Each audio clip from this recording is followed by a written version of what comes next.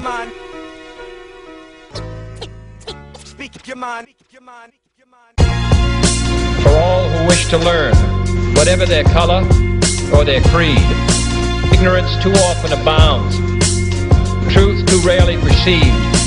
What kind of a peace do we seek? Not a Pax Americana, enforced on the world by American weapons of war. Not the peace of the grave or the security of the slave.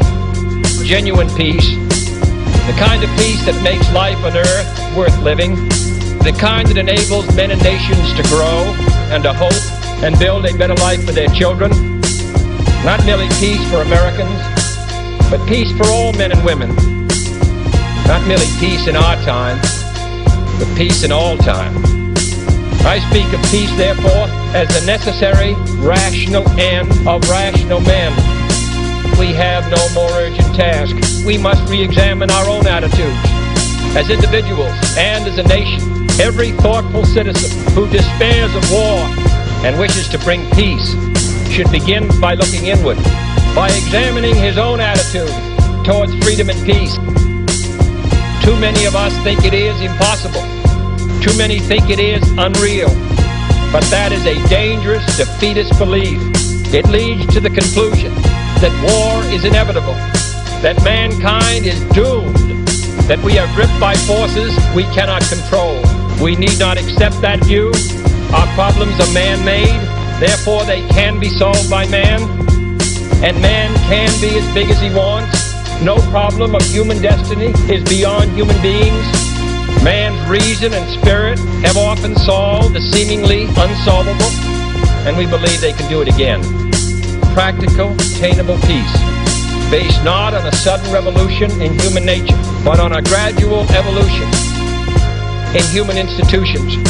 So let us persevere. Peace need not be impractical, and war need not be inevitable. For in the final analysis, our most basic common link is that we all inhabit this small planet. We all breathe the same air. We all cherish our children's future, and we are all mortal. We must all, in our daily lives, live up to the age-old faith that peace and freedom walk together. When a man's way please the Lord, the scriptures tell us, he maketh even his enemies to be at peace with him. And is not peace, in the last analysis, basically a matter of human right?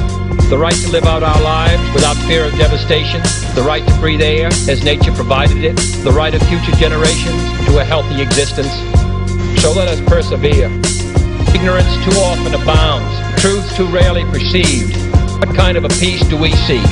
For all who wish to learn, whatever their color or their creed. Ignorance too often abounds, truth too rarely perceived.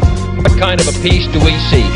For all who wish to learn, whatever their color or their creed. Ignorance too often abounds, truth too rarely perceived. What kind of a peace do we seek?